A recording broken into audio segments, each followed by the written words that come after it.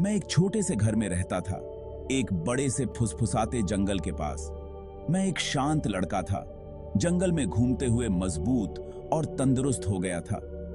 मैं जंगल के रास्तों को अपनी हथेली की तरह जानता था। मुझे सरसराते पत्तों और चिड़ियों के चहचहाने से प्यार था। जंगल मेरा खेल का मैदान था, मेरी तसल्ली, मेरा दोस्त। कभी कभी राजू अकेला महसूस करता था। वह अपने कारनामों को साझा करने के लिए, अपनी कहानियों को सुनने के लिए किसी की कामना करता था।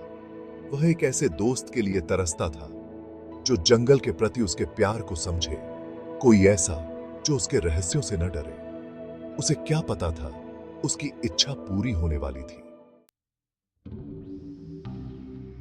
जंगल के अंदर एक प्राचीन पेड़ था। उसकी डालियां गांठदार और मजबूत, स्वागत करते हुए हाथों की तरह आकाश की ओर उठी हुई थीं। गांव वाले इसे आश्रम का पेड़ कहते थे। उनका मानना था कि यह पवित्र है। मैं आश्रम के पेड़ से प्यार करता था। मैं घंटों उसकी छाया में बैठा रहता, अपनी मनपसंद कहानियां पढ़ता।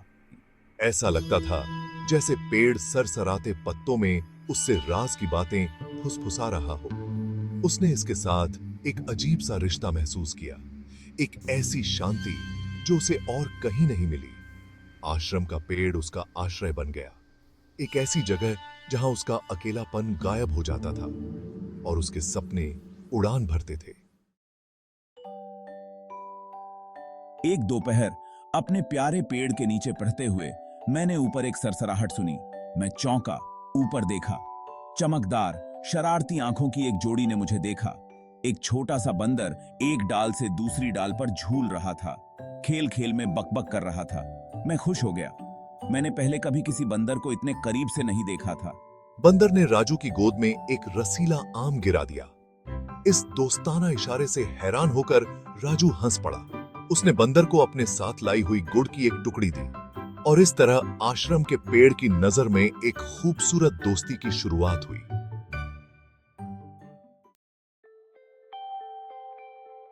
भाग 4, आश्रम का खजाना। मुझे लगता है मैं तुम्हें मिट्टू बुलाऊंगा। हर दिन राजू और मिट्टू आश्रम के पेड़ के नीचे मिलते थे। वे पेड़ों के बीच लुका छिपी खेलते थे, अपना खाना साझा करते थे और एक दूसरे को कहानियां सुनाते थे। मिट्टू, पकड़ो तो जाने। एक दिन खेलते समय मिट्टू आश्रम के पेड़ पर चेरच गया और एक अजीब सी चीज लेकर लौटा। यह एक छोटा सा लकड़ी का डिब्बा था, पुराना और घिसा पिटा, लेकिन बारीकी से नक्काशीदार। वाह मिट्टू, यह तुम्हें कहां मिला? राजू ने ऐसा पहले कभी नहीं देखा था। यह उसके हाथों में भारी महसूस हो रहा था, मानो किसी भूले हुए समय के रहस्य छुपाए हुए हो। उन्होंने इसे खोलने की कोशिश की, लेकिन यह हिला तक नहीं। मिट्टू उत्साह से चिल्लाया, अपनी छोटी सी उंगली से डिब्बे के ऊपर की ओर इशारा कर रहा था। वहां नक्काशी के बीच छिपा हुआ एक ताला था। वे जानते थे कि उन्हें कुछ खास मिल गया है। भाग 5, जादुई चाबी। राजू और मिट्टू ने हर जगह चाबी की तलाश की, लेकिन वह कहीं नहीं मिली। दिन हफ्तों में बदल गए और फिर भी डिब्बा एक रहस्य बना रहा। एक दिन राजू आश्रम के पेड़ के नीचे बैठकर मिट्टू के साथ अपने कारनामों को याद कर रहा था। वह पीछे झुक गया। उसका हाथ किसी कठोर और धातु वाली चीज से टकराया। यह क्या है? यह एक चाबी थी, छोटी और पुरानी, चमकदार चांदी से बनी हुई। अपनी सांस रोककर राजू ने इसे डिब्बे पर आजमाया। एक हल्की सी आवाज के साथ डिब्बा खुल गया। अंदर मुलायम मखमल के बिस्तर पर एक चमकदार सुनहरी चाबी रखी हुई थी। चमकदार। मिट्टू देखो, हमें मिल गई। उनके दिल उत्साह से धड़कने लगे, क्योंकि वे सोच रहे थे कि सुनहरी चाबी क्या खोलेगी। भाग 6, अपनापन का ठिकाना। राजू और मिट्टू आश्चर्य से चाबी को घूर रहे थे। यह आखिर कहां ले जा सकती है?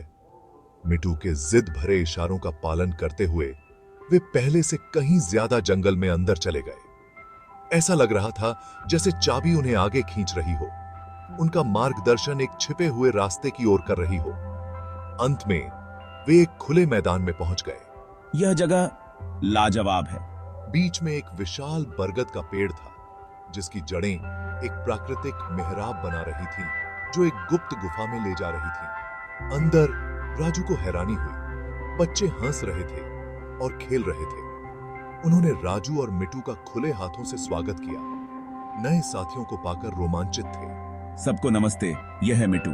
राजू आखिरकार समझ गया, सुनहरी चाबी ने सिर्फ एक गुफा ही नहीं खोली थी, इसने एक ऐसी जगह खोली थी जहां वह सचमुच अपनापन महसूस करता था।